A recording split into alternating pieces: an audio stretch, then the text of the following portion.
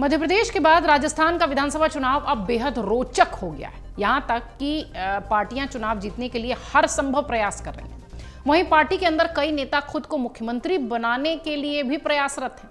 ये कहानी बीजेपी और कांग्रेस दोनों ही दलों में दिखाई पड़ती है। हर कार्यकर्ता का अपना नेता है और वो उन्हें मुख्यमंत्री बनाने का दावा कर रहे हैं। बीजेपी में तो कई नेताओं के समर्थक अपने नेता को मुख्यमंत्री बनते हुए देखना चाहते हैं। इसी में से एक हैं दिया कुमारी, जो कि राजसमंद से की सांसद हैं और जयपुर घराने की राजकुमारी भी।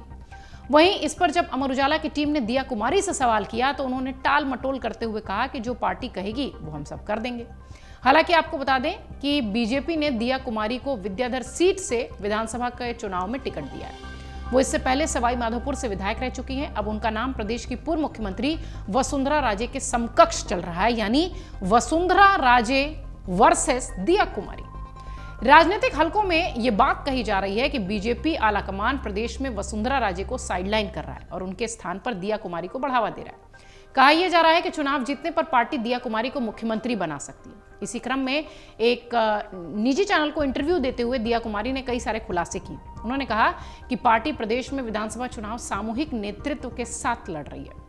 यहां बीजेपी का प्रत्येक प्रत्याशी सीएम पद का चेहरा है। हम सभी प्रधानमंत्री नरेंद्र मोदी के चेहरे और केंद्र सरकार की योजनाओं और कामों के दम पर चुनाव लड़ रहे हैं। इसके साथ ही उन्होंने ये भी बताया कि उन्होंने कभी सोचा नहीं था कि वो राजनीति में आएंगी, लेकिन जब उन्होंने बीजेपी ज्वाइन कर ली है तो पार्टी का आदेश हुआ है कि वो पहले विधायकी का चुनाव लड़ें और फिर 2019 में लोकसभा चुनाव लड़ें। दोनों चुनावों में जनता ने उन्हें भरपूर प्यार दिया, ये बात वो कहती दिखाई पड़ी। इधर वसुंधरा राजे सिंधिया से खटपट की खबरों पर उन्होंने सिरे से इस बात को नकारा और कहा कि ये केवल अफवाहें हैं। दिया कुमारी ने बताया कि हम वसुंधरा राजे ही हमारी नेता हैं और प्रदेश की 2 बार मुख्यमंत्री रह चुकी हैं, केंद्र सरकार में मंत्री रह चुकी हैं। उनके अनुभव का लाभ हम सबको मिल रहा है। बैठकों के दौरान उनसे बातचीत भी होती रहती है और हम सभी को वो दिशा निर्देशित करती रहती है।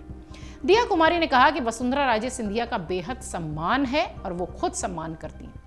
राजस्थान विधानसभा की 200 में से 199 सीटों के लिए 25 नवंबर को वोटिंग होनी है। वोटिंग की तिथि करीब आते ही सूबे में सियासी हलचल बढ़ गई है। चुनावी रैलियों का शोर बढ़ रहा है। वहीं मतदाताओं को अपने अपने पाले में लाने के लिए राजनीतिक दलों की ओर से लुभावने वादों का दौर भी जारी है।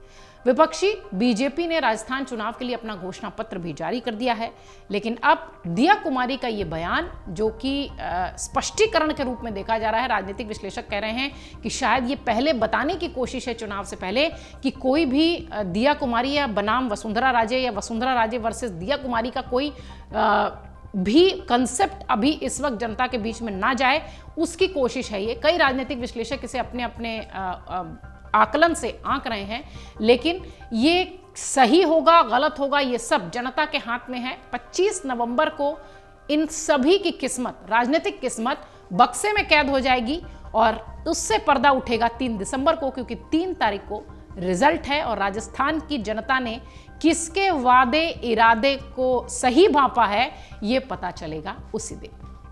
अगर आप ये वीडियो YouTube पर देख रहे हैं तो हमारे चैनल को सब्सक्राइब करें और बेल आइकन को दबाना ना भूलें। अगर आप Facebook पर ये वीडियो देख रहे हैं तो हमारे पेज को लाइक करें।